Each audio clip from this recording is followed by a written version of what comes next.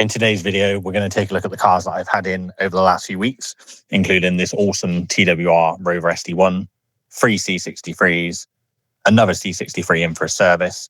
But before we get into that, I want to talk about parts. I've just finished this E350 behind me, and I just wanted to talk quickly about genuine parts, basically. So this car was sold by a car dealer that are a good few hours away from here, but they sold it to a customer who is local to me, and the engine warning light came on shortly after the customer purchased it. So he took it to a local garage, I believe in Swindon, and the garage that he bought it from agreed to obviously cover the cost of everything under warranty. The fault code was a lean lambda code. So it said that the lambda sensor was stuck in the lean position. So the garage replaced the sensor, which makes sense, and it didn't work.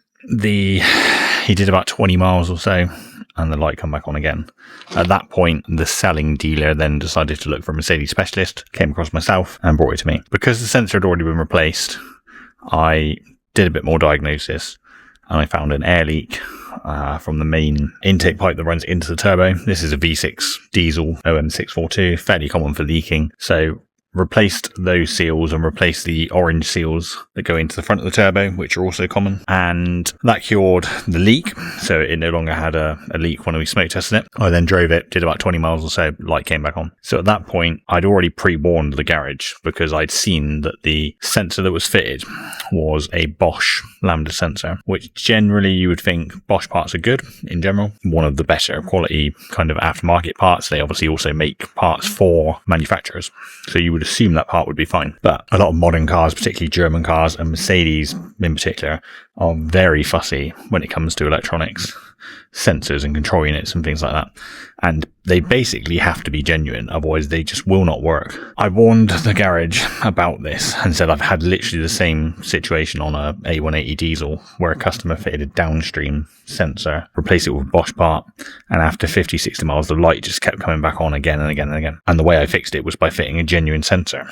I mean, the downside to this is they're considerably more expensive, but it does solve the problem. So in this case, I think the Bosch sensor was around about £100. The genuine sensor was almost £400. So the garage were obviously not too happy about putting a second sensor on it, but to be fair to them, they have paid the bill. They have done everything that the car needed to get it up to scratch. So can't knock them too much. Just a note really to say that although people will look for aftermarket parts because it can be cheaper, or they'll look for the manufacturer that makes the part for Mercedes and then fit that. In this case, the Mercedes genuine sensor is made by Bosch, but the Bosch aftermarket one doesn't work. So I'm just finishing up a big job on this CL600. This one was in mostly for ABC suspension pipes. This is a lovely car, V12 twin turbo, pillarless coupe. The CL is essentially the S-Class coupe, before they started calling it an S-Class coupe. And one of the issues that these cars can have, especially when they get older like this one, is the ABC suspension, which is hydraulic. So you have a pump down here, which is a tandem pump. It runs the power steering and it also runs the fluid for the hydraulic suspension. So what we've done is a new reservoir, changed the pulsation damper down there on the pump, and then the rear pipes were quite corroded, and this system runs at a very high pressure. So they can blow and then obviously lose all the fluid. So rear subframe out, which isn't too bad. Then we had to drop the fuel tank, which is quite major work. So had to strip out all the interior, strip out all of the boot trims to be able to get the fuel tank out. And then whilst we were there, we replaced all of the ABC pipes that were corroded. Luckily, they were still available from genuine parts from the dealer. Remade the brake pipes that run up and over the fuel tank, and then just kind of cleaned up and painted up everything that needed doing. The fuel tank is metal on these, so it was slightly corroded, so we gave that a little bit of a kind of refurbish whilst that was out. New exhaust brackets because they were rotten and the rear back boxes were just hanging down. New exhaust clamps, new prop shaft flexi. Basically did everything that made sense to be done whilst it was out. And then oil change, done all of the front suspension arms because it failed MOT on those, so the 4 front lower arms. And then a new mirror frame because this mirror frame was broken, so we've reused the painted parts and just replaced the frame inside. So just giving it a wash off now. MOT's done, wheel alignment's done, so giving it a good clean up, and then it will be ready to go back to the customer. And I believe it's going on a road trip to Germany next week. which will be a good test for it. Something a little bit different in recently, an old Rover SD1, one of the original TWR race cars, full Group A spec, I believe. So lots of nice bits on it. Centre lock wheels, full TWR suspension, AP brakes, Rover V8 that's been fully built. It's quite a serious car, so I've just been doing a few bits to it. It's been recently rebuilt and everything's been refreshed. It's been sat up for a little while, so just been getting it ready for a track day. Just adjusting the seat slightly and the steering column position, bled the brakes, just give it a good look over, checked all the fluid levels, tyre pressures, things like that, with a few little tweaks to make it more comfortable for the owner. And should be out of Thruxton this weekend. 3 W204 C63s in today. Which one would you pick? Got the coupe, fully resprayed, absolutely immaculate, full PPF. Got the Estate in this metallic brown colour, believed to be the only one in the UK in this colour. And then we got pre-facelift 2008 Saloon, also absolutely immaculate. So today I've got Chris's C63 in. This is a nice example of a C63. It's a very late pre-facelift car. Also performance pack, which you can tell by the darker coloured inlet manifold. So just in for a service today. Going to get it MOT'd later. It does need some drop links because the rubber boots are split, so that'll fail MOT. Luckily I've got some on the shelf, so we're going to get those put in. Also going to fit some DS 2500 front pads, and we are also going to swap the rocker covers. He's managed to pick up some of the earlier metal rocker covers, so we're going to swap them from the plastic ones to the metal ones. This car is one that I did last year. There is a video on it if you go back through my channel. We did 63 Motorsports, cam adjuster plates, and we put new lifters in it and kind of rebuilt all the top end. So service is all done, front pads and drop links done. Just going to do the rocker covers now. So as you can see, this is a plastic rocker cover, and the early cars had metal covers. So fairly straightforward job. Just get all the airboxes out of the way, coil packs out, and then we're going to swap these covers for the metal ones, and I will show you the things that you need to bear in mind whilst doing this job. So here we have our two covers side by side, our plastic cover and the older metal covers. So the main difference is the gaskets and the seals that go around the spark plug tubes are different for both covers.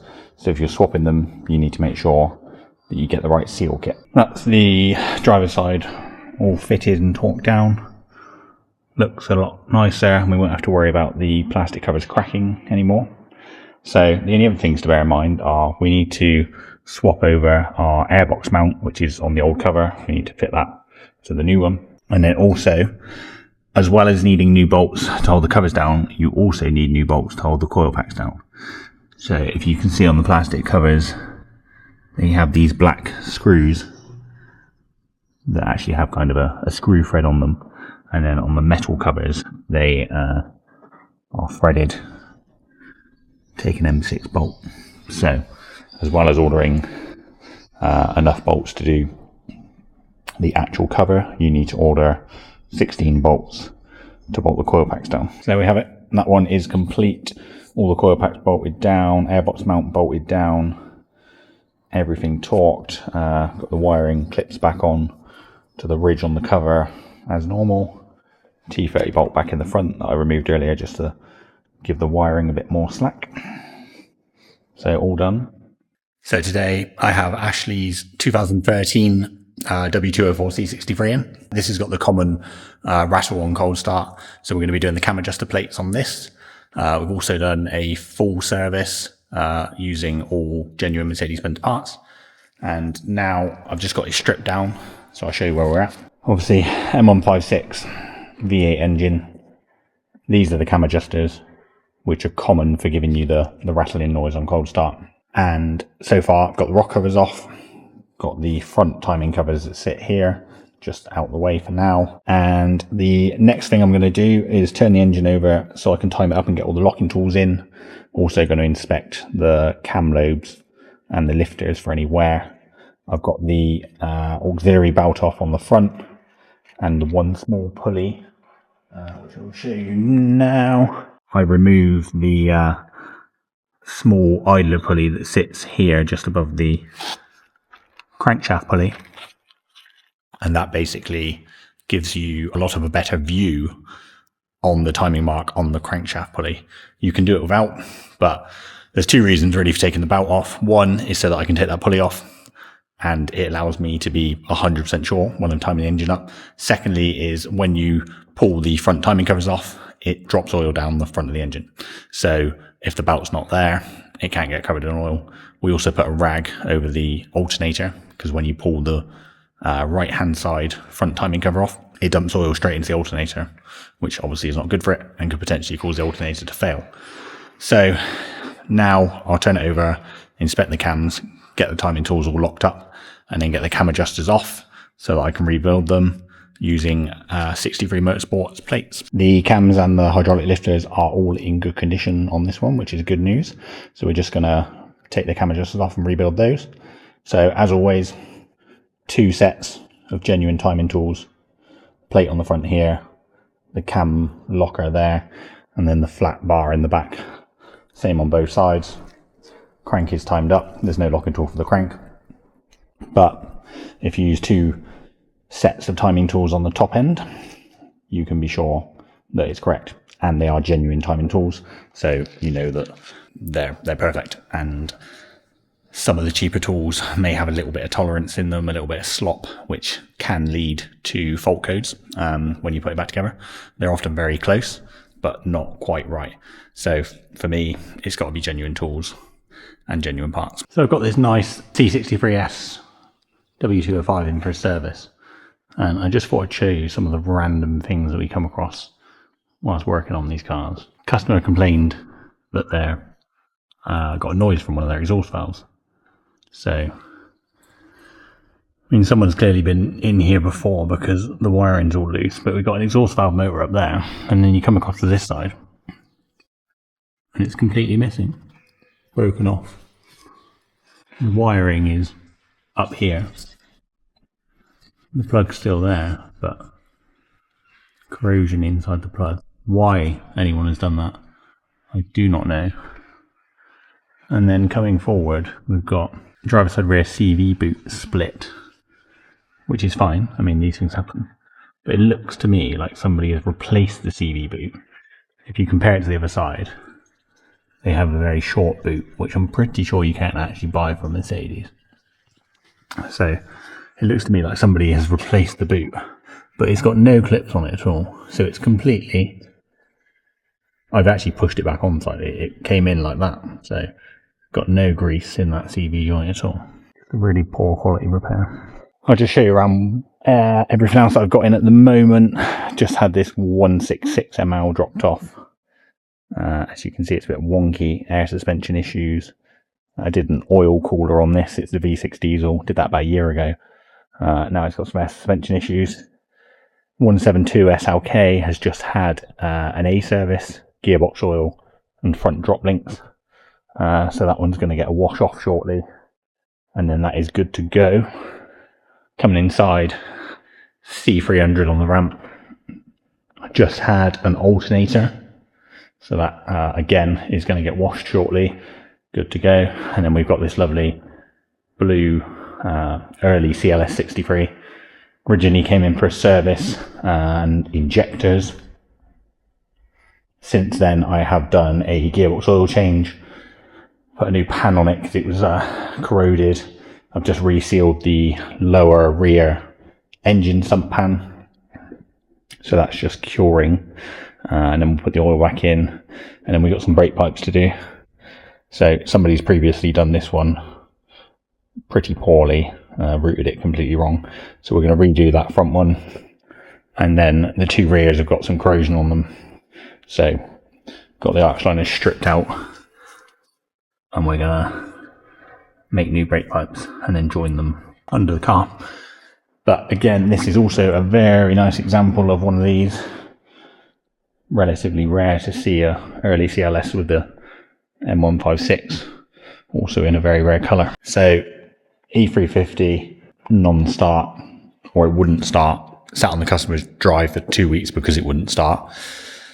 Got recovered here, and then the recovery driver started it and drove it off the truck. So just looking into why it's done that, because it repeatedly would not start for days and days and days, and now it's perfectly fine. But it seems to have a starter relay wiring issue. 2008 C63, broken head bolt. The engine's going back together, the heads are on, all rebuilt. And if we come outside, C63 drove over from Ireland in for a service, cam adjuster rebuild, and a few other little items. 205 C63S in for a misfire, needs a new coil pack, and the spark plugs are also loose, which is something that happens on these 4-litre twin turbo engines, so we'll get all that sorted. 204 C63 in for a checkover. Old SLK 230 in for a PCV valve. And then lovely E63 Estate in for bore score inspection. And it's got a little bit of oil in the cam sensor plugs, so it's going to get new cam sensors. And finally 204 C63 507 Estate, a little bit of noise from the engine, so suspect we're going to be doing cam adjuster rebuild on this one also. If you've enjoyed this video, please don't forget to like and subscribe.